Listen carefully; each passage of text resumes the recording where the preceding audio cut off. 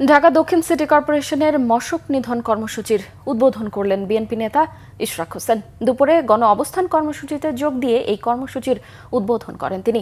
আন্দোলনের মাধ্যমেও নাগরিকদের জরুরি সেবা দিয়ে আসলেও তা বন্ধের চেষ্টা করছে স্থানীয় সরকার উপদেষ্টা আসিফ মাহমুদ, এমন অভিযোগ করেন ইশরাক হোসেন। এ সময় স্থানীয় সরকার উপদেষ্টা আসিফ মাহমুদ ও তার মন্ত্রণালয়ের বিরুদ্ধে অবিলম্বে দুদক যেন পদক্ষেপ নেয় সেই আহ্বানও জানিয়েছেন তিনি। এই আন্দোলনের জন্য সরকারকে দায়ী করে ইশরাক হোসেন বলেন, দাবি আদায় না হওয়া পর্যন্ত নগর ভবন ছাড়বেন না তারা।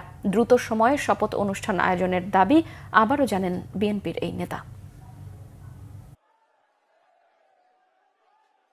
এবং বর্তমান যে স্থানীয় সরকার উপদেষ্টা, সেও ক্রমাগত মিথ্যাচার করেছে আমাদের এই আন্দোলন নিয়ে। সে বারে বারে বলেছে এখানে আইনি জটিলতা রয়েছে, এখানে সাব জুডিস ম্যাটার রয়েছে এবং অন্যান্য কথা বলেছে। অথচ বাংলাদেশের সর্বোচ্চ আদালত মহামান্য সুপ্রিম কোর্ট থেকে, আপিল বিভাগ থেকে এই জিনিসটা বহু আগে নিষ্পত্তি হয়ে গিয়েছে। তারপরেও যদি সে বলে যে এখানে আইনি জটিলতা রয়েছে, তাহলে আমি বলবো যে এই ধরনের মূর্খ উপদেষ্টা বাংলাদেশের ইতিহাসে কেউ কোনোদিন দেখে না।